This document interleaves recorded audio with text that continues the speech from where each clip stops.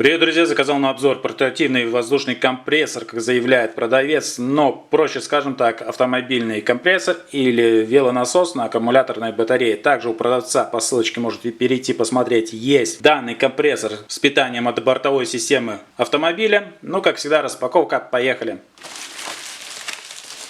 Итак, распаковываем, достаем.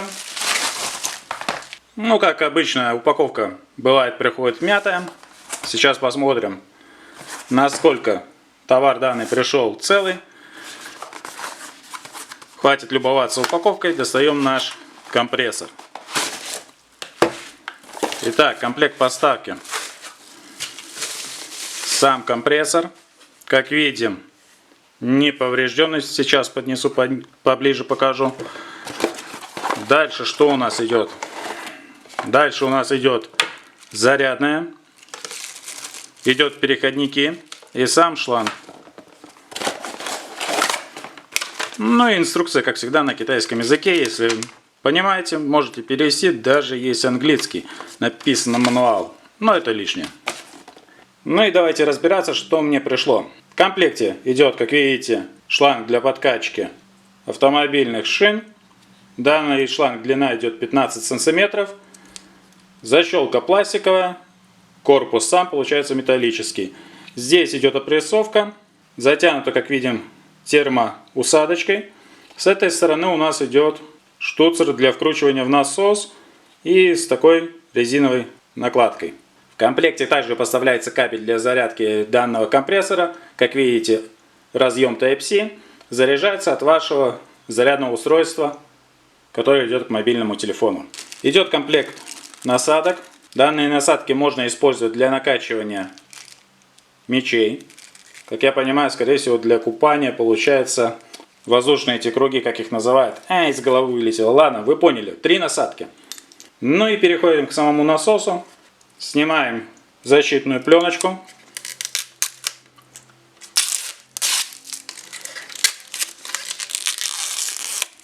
В тот момент, когда снимаешь и думаешь, что-то еще отдельно снимаешь, что не надо рвать. Очень довольно-таки так сидело хорошо. Остались остатки клея. Сейчас я их сотру. Итак, что из себя представляет? Представляет у нас вот такая глянцевая поверхность самого экрана. Здесь, как я и говорил, идет разъем зарядки данного аккумулятора Type-C. И сюда мы вкручиваем шланг для подкачки колес. Закрутили. И что интересно, в комплекте получается именно этого, я не знаю, как в автомобильном, идет фонарик. То есть у нас имеется кнопочка SOS. Давайте сейчас включим. Включили. Идет кнопочка SOS. Включаем фонарик. Ну и получается 2 режима. Итак, смотрим. Режимы подкачки. Автомобиль, велосипед, мотоцикл и, соответственно, мечи. Итак, давайте пробежимся по настройке данного насоса. Как видим, стоит автомобильный режим. Переключается мотоцикл, велосипед, ну и, соответственно, футбольные мячи и тому подобное. Для того, чтобы переключить между баром и пси, зажимаем, удерживаем нижнюю кнопку, получаем пси, зажимаем, удерживаем, получаем килопаскаль, если правильно я произнес. Если неправильно, можете поправить в комментарии. Так, и следующее измерение килограмм на сантиметр квадратный. Зажимаем, я люблю качать в барах, поэтому смотрим. Заявлено 150 пси, соответственно, это соответствует 10 бар. Да, 10 бар. Допустим, переключим на пси. И посмотрим, сколько это у нас тут заявляет. 150 пси.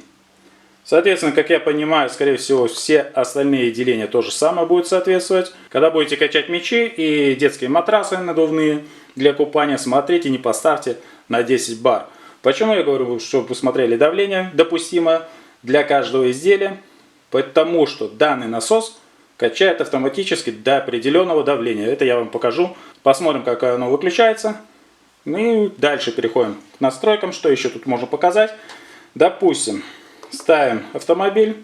Я качаю обычно в барах, поэтому я, допустим, выставляю 2 атмосферы для моего автомобиля. Также по инструкции, смотрите, сколько у вас надо накачивать ваши колеса. Велосипедный, насколько помню, идет 2,5-2,8. Ну вот, выставили. И дальше что мы делаем? Нажимаем кнопку для подкачки колеса.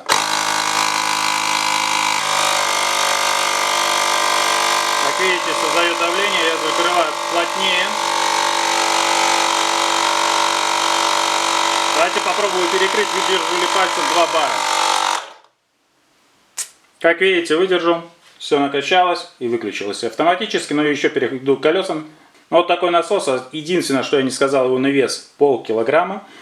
Не пробежался также по емкости аккумулятора. Емкость данного аккумулятора 3600 мАч. И его размеры следующие. Заявлено 13 сантиметров.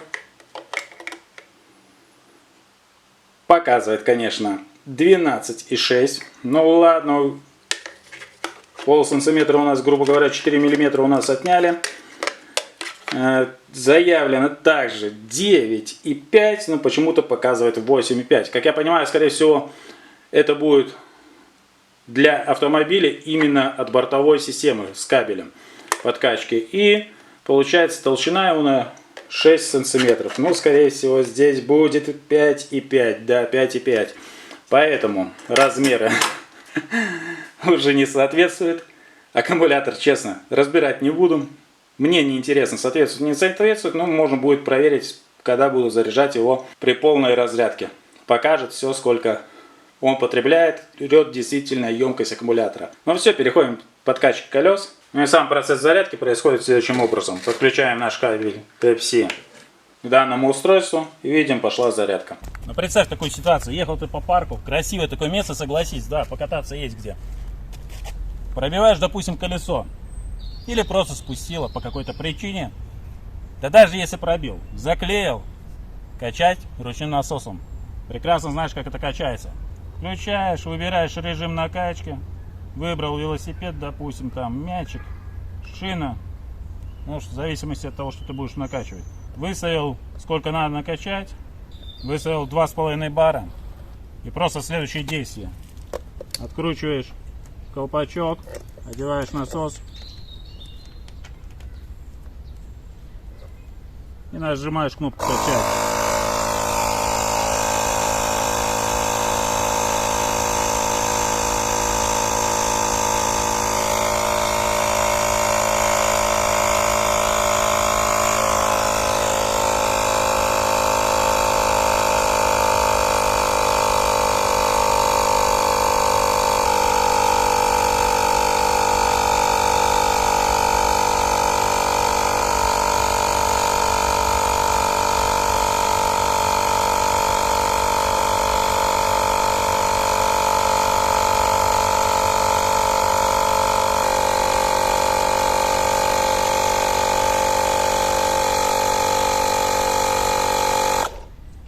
Ну и все на этом.